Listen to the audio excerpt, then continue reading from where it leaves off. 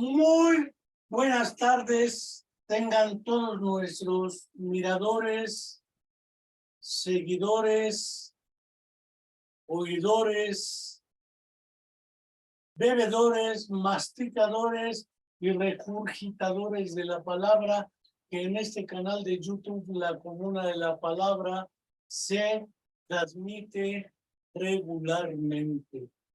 No quiero dejar de señalar una serie de hechos que considero merecen la pena ser valorados hoy. Debo decirles por principio de cuentas que este 1 de mayo, Día Internacional de la Lucha de los Trabajadores por Mejores Condiciones de Vida, más que ser una fiesta conmemorativa de un día más, porque en la actualidad somos presos de un permanente bombardeo de días y días y días y días. Que el día de esto, que el día de lo otro, que el día de aquello, y ya no falta el día del día. Y este 1 de mayo hemos cumplido 5 años prácticamente ininterrumpidos semanalmente de la emisión de charlas, conferencias, monólogos, diálogos semanales sobre diversos temas, asuntos de interés, en el cual han participado una cantidad mayor a 100 colegas, amigos, conocidos y seguidores que han considerado que vale la pena la continuidad de este canal, pues hemos cumplido a partir del 1 de mayo del 2018, 5 años. Un lustro de vida como canal dentro de las redes llamadas sociales y dentro de esta nueva era de la Internet y la comunicación y la información con estas nuevas tecnologías. Nunca imaginé que hubiéramos podido llegar a este momento. No quiero, sin embargo, proseguir sin antes recordar, como cada semana hacemos, desde el antecedente de este canal, lo que era el programa de radio de la Universidad Autónoma del Estado de Morelos, la Universidad a Debate, desde el mismo momento en que durante el gobierno de Enrique Peña Nieto fuimos testigos de la desaparición forzada de 43 jóvenes estudiantes de la Escuela Normal Rural Raúl Isidro Burgos de Ayotzinapa en Tixla de Guerrero, por diversas razones. Hecho en el cual participaron fuerzas del Ejército Federal acantonadas en la ciudad de Iguala de la Independencia en Guerrero, policías municipales de Iguala, Ocula y de los lugares cercanos a la zona norte de Guerrero, así como la muy sureña de Morelos, en este hecho del esnable. Los gobiernos municipales de ese estado, así como el gobierno estatal en ese entonces presidido por Ángel Rivero, y el gobierno federal, propalaron una mentira histórica que bautizaron como la verdad histórica. En el gobierno actual se ha dejado perfectamente claro que esa supuesta verdad histórica no es otra cosa más que una mentira histórica fraguada por el entonces Procurador General de la República, Jesús Murillo Caram, y que se dio como versión oficial. Ante estas circunstancias, no se tuvo la duda de que era un crimen de Estado, pues participaron directamente diversos sectores y fuerzas del Estado, ocultando la verdad, pero además manteniendo una política de ocultamiento y enmascaramiento. El gobierno en turno, durante su campaña, prometió entregarnos la verdad, la justicia, más lo que prosiga. Hasta ahora, ni la verdad, porque no sabemos, más allá del supuesto de que fueron ejecutados, no hay evidencia de los restos de los ejecutados. Y parece ser que entre la justicia y la verdad, como decían por ahí a propósito de las guerras, en las guerras el primer perdedor es la verdad.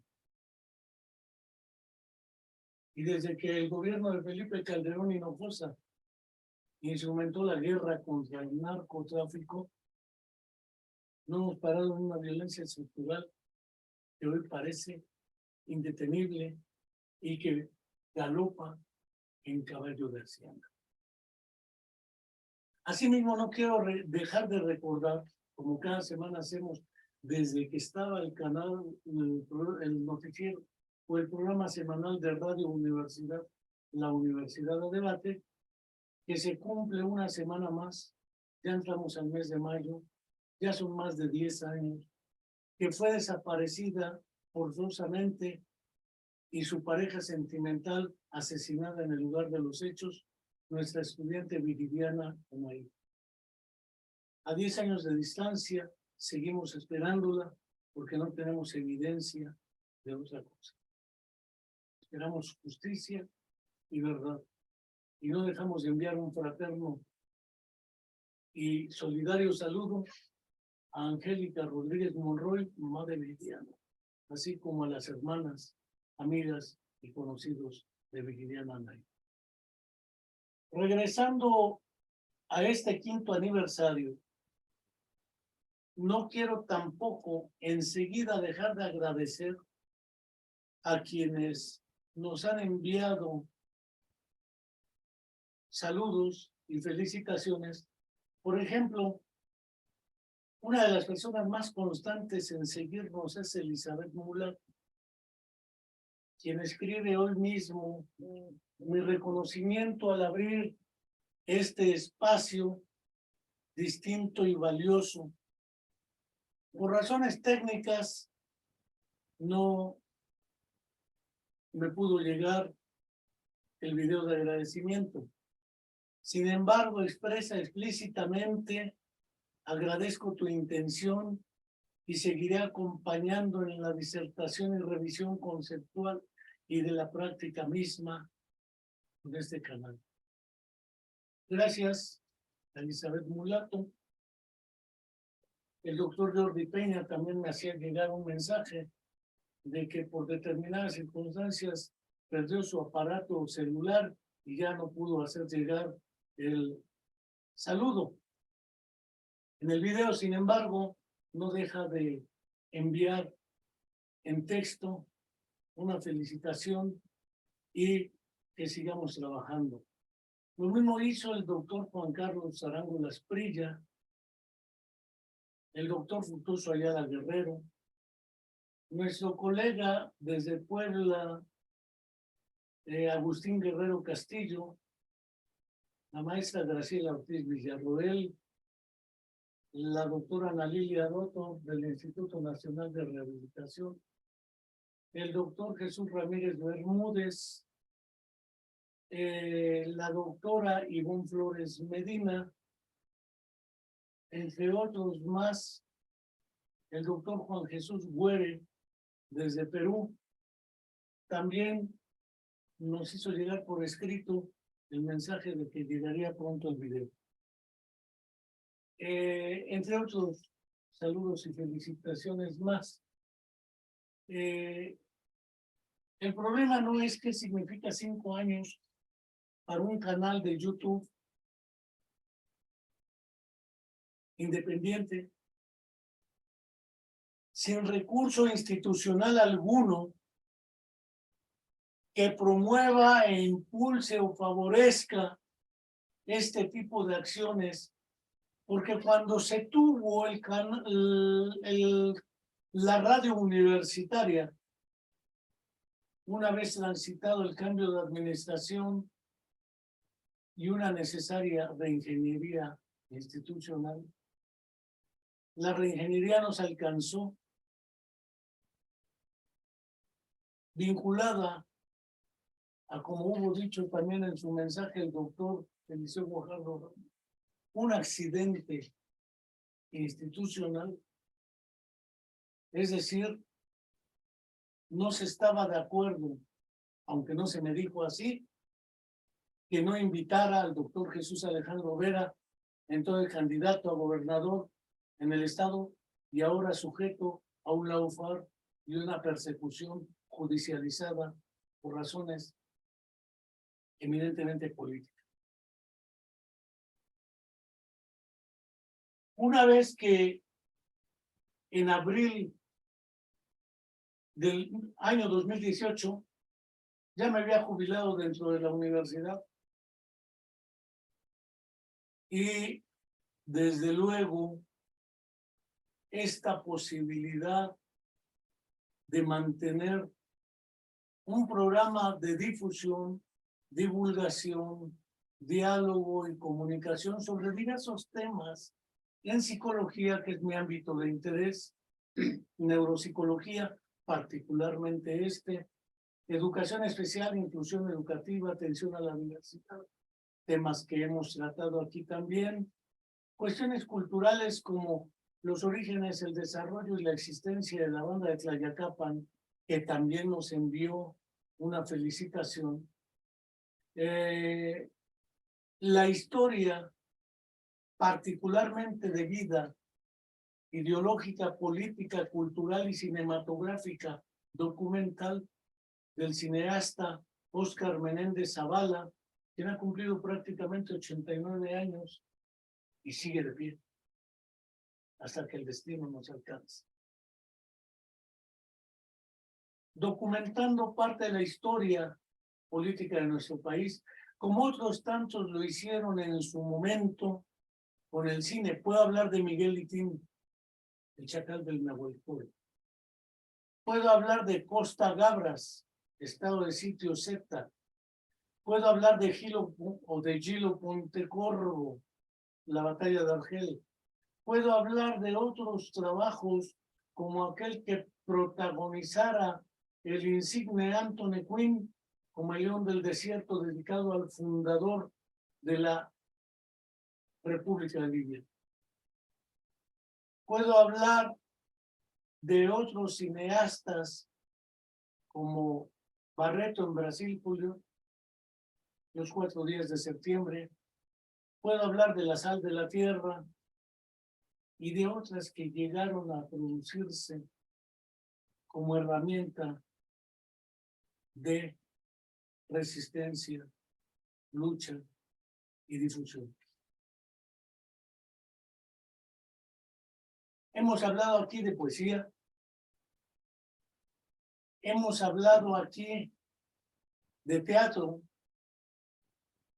hemos hablado de música, ópera, hemos hablado de teología de la liberación, de diversos temas sociales, económicos y políticos de América Latina, Asia, África, y particularmente de cuestiones como el affair Rusia-Ucrania, OTAN. Hemos hablado de salud, pandemias, epidemias, salud mental, depresión, hemos presentado libros, hemos hablado del COVID,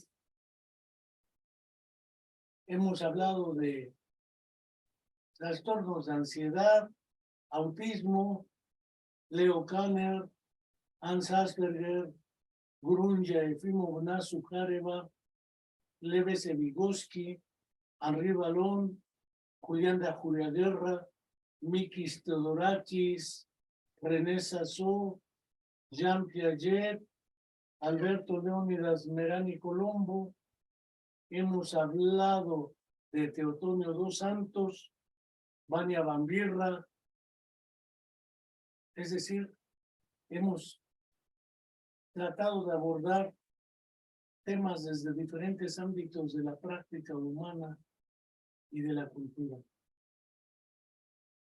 Ello indudablemente con las ventajas de no poseer encima de uno los arneses y los barrotes de la censura y el control institucional que impone contenidos y formatos para poder ser visto o escuchado. Históricamente, los procesos de democratización de la comunicación y la información, sabedores somos de que en nuestro país, particularmente México, no era la tradición. Primero la radio, que se disputó entre dos instancias, lo que era el sistema de radio y televisión del propio gobierno y lo que era Televisa. Primero radio y luego televisión. Estaba Televisión Independiente de México, Canal 8, etcétera, que después fue apropiada a punta de metralla por lo que hoy es TV Azteca. A veces la memoria es flaca y olvidamos hechos como aquel del 72, cuando Carlos Jongitud Barrio con sus gángsters tomaron el Sindicato Nacional de Trabajadores de la Educación a mano armada como vanguardia revolucionaria del magisterio y sacaron a Olmos, que no era precisamente mejor, pero el cacicazgo que duró hasta la llegada del Baester, su caída con el surgimiento de la Coordinadora Nacional de Trabajadores de la Educación, lo mismo pasaba en los medios de información. Radio y televisión han sido históricamente objeto de censura, control y manipulación, dijera Hans Magnus Enzensberger, manipulación industrial de las conciencias. Además de lo que era personajes como Chabelo, que a lo único que se dedicaban era anunciar juguetes, dulces y muebles. O como el Club del Hogar, que tenía un supuesto humorismo blanco, anunciando muebles y muebles y muebles. La libertad de pensamiento, la libertad de expresión, dependían de los poderes fácticos. Circunstancias ajenas al desarrollo de estos poderes nacionales fueron desplazando, para algunos insensiblemente, imperceptiblemente, para otros dramáticamente,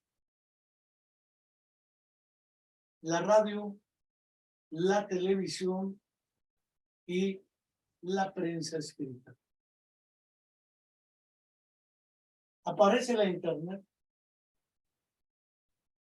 Aún recuerdo cuando el doctor Juan Enrique Escuadra nos decía, nos vamos a mandar, primero nos mandábamos faxes, después nos mandábamos mails, después aparecieron algunas redes como Twitter, Facebook, Instagram, WhatsApp, entre otras más. Y algunas plataformas como esta que estamos utilizando, Zoom, o cualesquiera otra, que de alguna manera han permitido un desplazamiento progresivo de las formas ocultas de la propaganda que en su momento utilizaron los otros medios. Decía Vance Packard en su libro de Editorial Sudamericana, las formas ocultas de la propaganda. Por esa época también se publicó para leer al Pato Donald de Armand Matelar, Superman y sus amigos del alma, creo que también de Matelar. Se publicaron otros trabajos como Anatomía de la Publicidad en México,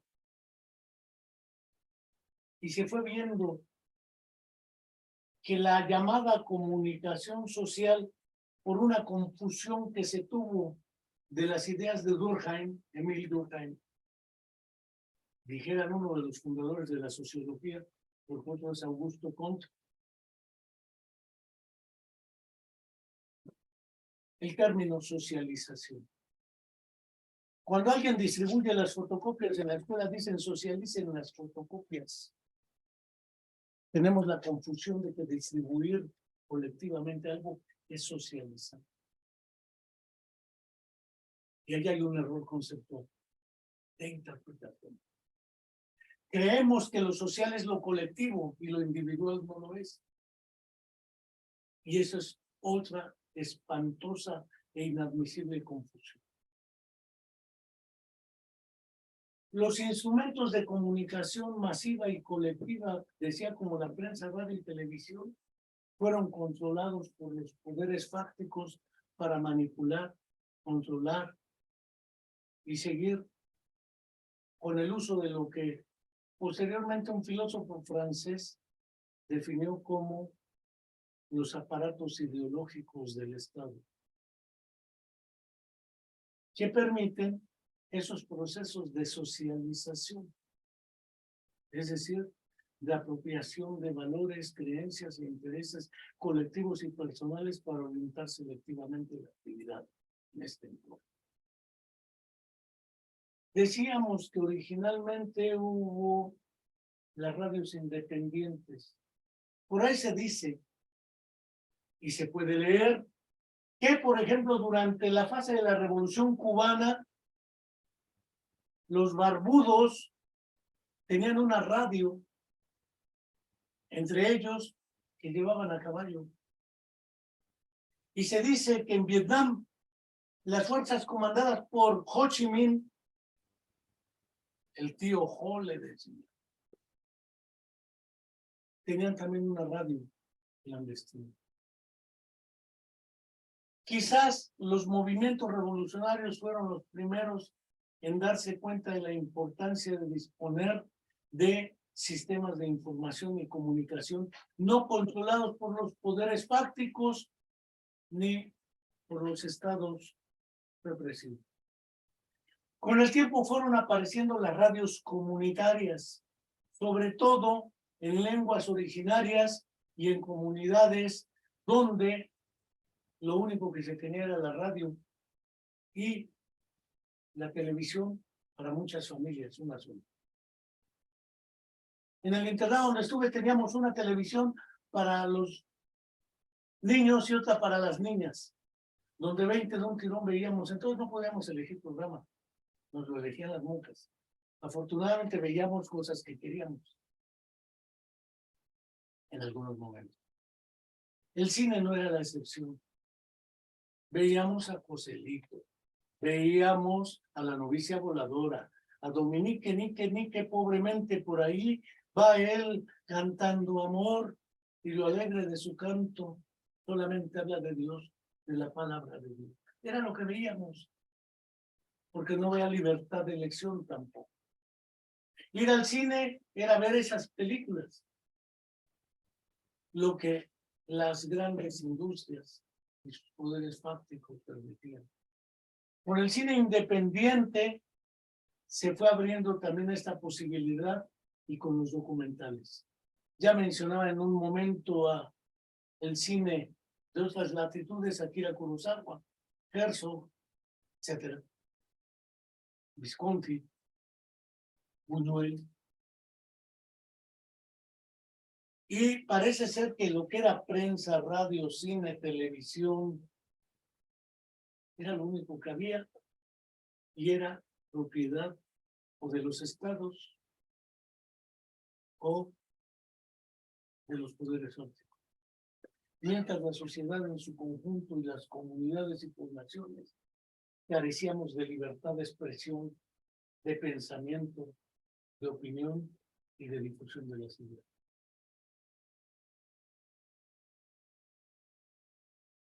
Las radios comunitarias después fueron absorbidas por el problema del financiamiento. Y entonces recuerdo que quedaban, por ejemplo, en la Ciudad de México, la XLA, pura música clásica. Ya no existe la estación. Opus 94 del propio gobierno, que también presenta música clásica, llamada clásica. Radio Universidad, de la Universidad Nacional Autónoma de México. Después adicionarían la radio de la Ibero y la radio de la UAM, Universidad Autónoma Metropolitana. Estaba la radio de la UDG, en Guerrero la de la Universidad Autónoma de Guerrero, que fue varias veces saqueada y reprimida. Eran los oasis que permitían de cierta manera la libertad de pensamiento, expresión y comunicación. Las radios universitarias posteriormente, con la lógica neoliberal del autofinanciamiento, los llamados autofinanciables, y la idea de que si son autónomas que se mantengan y produzcan, no son empresas. También empezaron a ser controladas. ¿Recuerdas el triste episodio de Graco Luis Ramírez Garrido Abreu en Morelos y el golpeteo que se metió?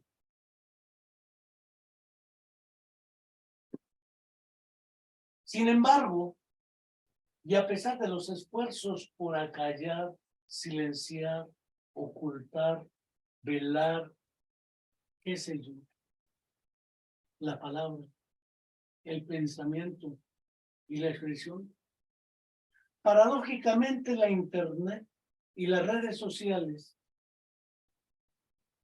permitieron romper esas barreras y hoy la vida epistolar es una rémora de los nostálgicos como en su origen, su comandante insurgente Marco, después Galeano.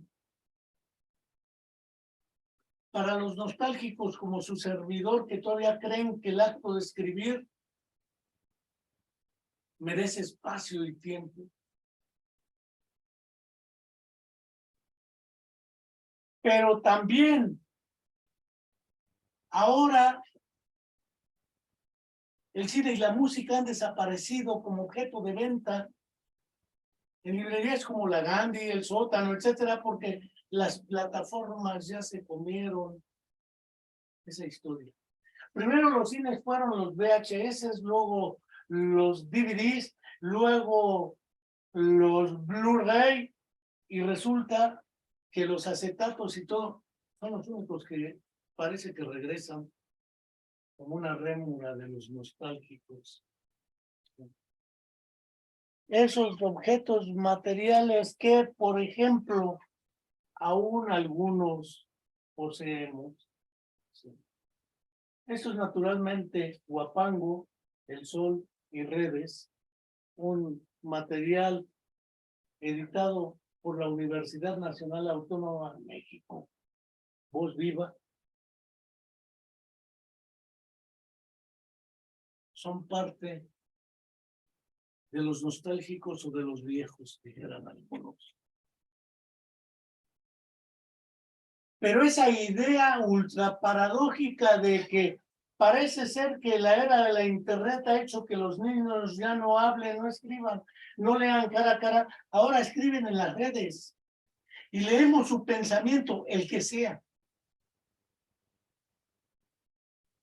Y nos vamos dando cuenta que parece ser que tenemos que adaptarnos, no sociodarwinistamente, a las nuevas eras y circunstancias tecnológicas. Pues bien, Facebook, Twitter, WhatsApp,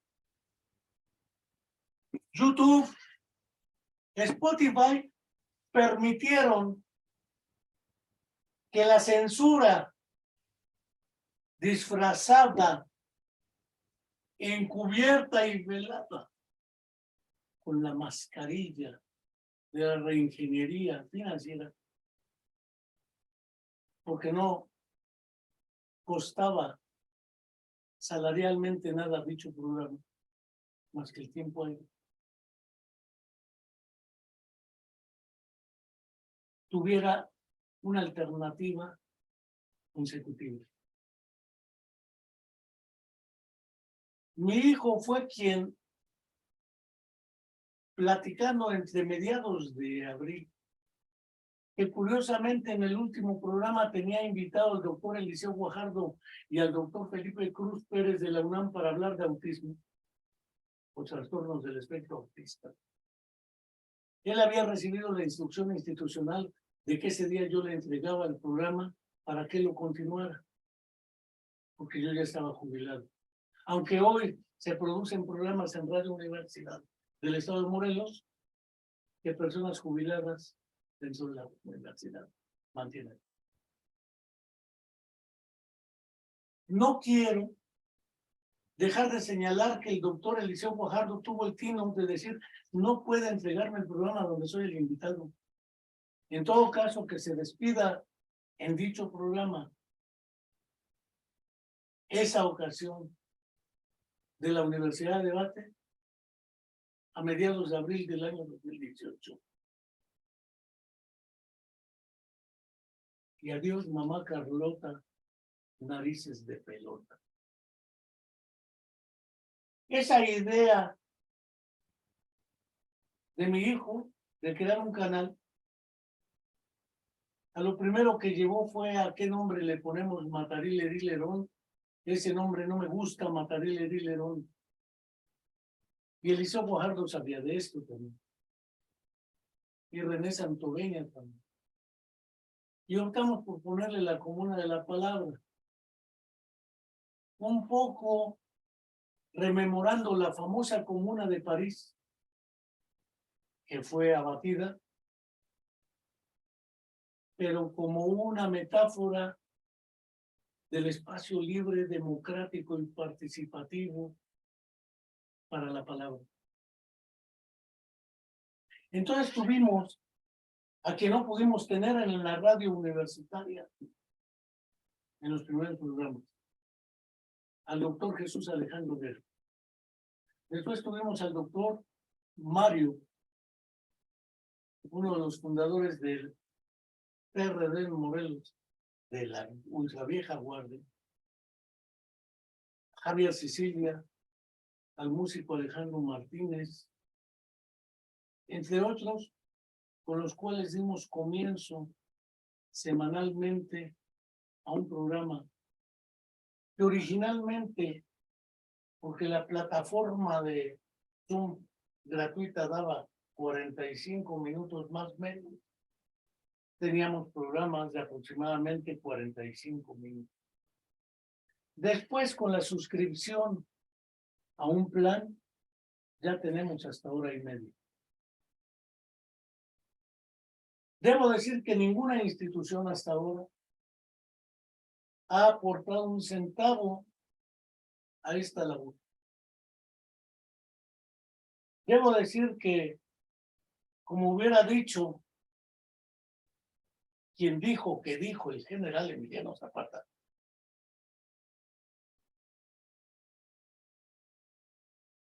el que quiera ser libre que pague su precio. El que no, que se reste. Este programa nace independiente ideológica, económica y políticamente de cualquier partido político, de cualquier institución de gobierno o autónoma y de cualquier apoyo empresarial o de poderes fácticos. Es obra indiscutible por idea original de Juan Enrique Álvarez Obrero.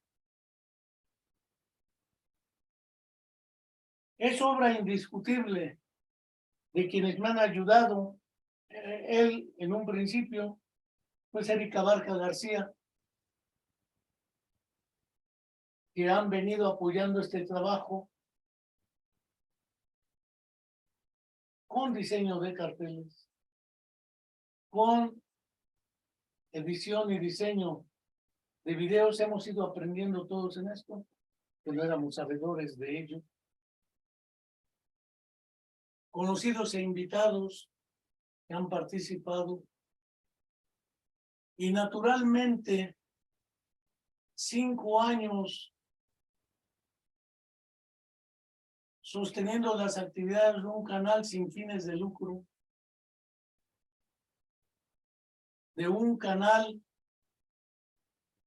con fines del ejercicio libre del pensamiento, dijera Michel de Montaigne, al definir lo que era el ensayo, el ejercicio de la razón.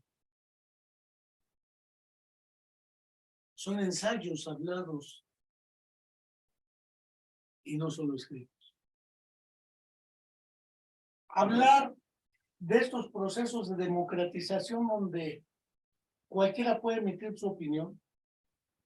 Echémosle un vistazo a Twitter y vemos pseudodebates y pseudodiscusiones que en realidad parecen y se muestran como luchas por ganar el anatema, el adjetivo, el calificativo y no pocas veces el argumento. Naturalmente, el espacio que da Twitter o Facebook y la disposición uno para leer textos largos sin imágenes han matizado esta posibilidad. Pero no tengo duda que los procesos de horizontalización y democratización de la información, cualquiera puede meterse a internet y buscar información. Decía Humberto Eco en una reflexión a propósito de la función de los maestros. ¿Qué importancia por hoy tiene un maestro?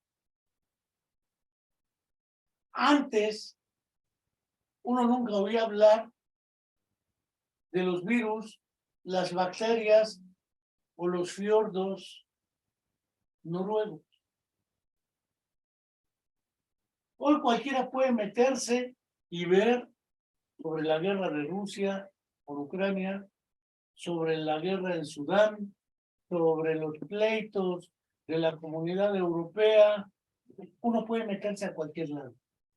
Cierto que la infodemia, es decir, una pandemia de información falsa, por ignorancia o deliberadamente para manipular, requiere que no solamente seamos capaces de buscar que, por ejemplo, Estados Unidos intervino en Bagdad e Irak y derrocó a Saddam Hussein, e intervino en Libia y derrocó a Muammar Gaddafi con apoyos internos. Pero no sabemos por qué. La versión oficial nos dice que porque eran terroristas. Entonces, nadamos en un mar de información que debemos sistemáticamente ir decantando y desbrozando para encontrar los hilos que conducen, por lo menos, a imágenes o fragmentos de la verdad. Porque lo demás es más que información. Esta posibilidad que se tiene hoy de servirse de estos medios para impulsar programas como este, canales como este, recursos como este para la reflexión, comunicación e interpretación de nuestra realidad, tratándonos de orientar de cierto modo en ella, creo yo que merecen seguir siendo instrumentados. Ya veremos después cómo apoyar o buscar los apoyos para darle continuidad a un lustro que espero y podría llegar a ser un decenio como siguiente meta. Según leí alguna vez al poeta estadounidense Walt Whitman, decía que cierta ocasión se preguntó a sí mismo o a su alma: si escalamos esa montaña que está hacia el frente y logramos ascender hasta su cúspide más alta, ¿podemos sentirnos satisfechos? Walt Whitman agregó: no. Llegamos a esa altura para alcanzar otras más. Esa es precisamente esta idea. Aprovechar estos recursos para esparcir, para compartir como cantos de pájaros al viento las palabras y las voces de quienes quieren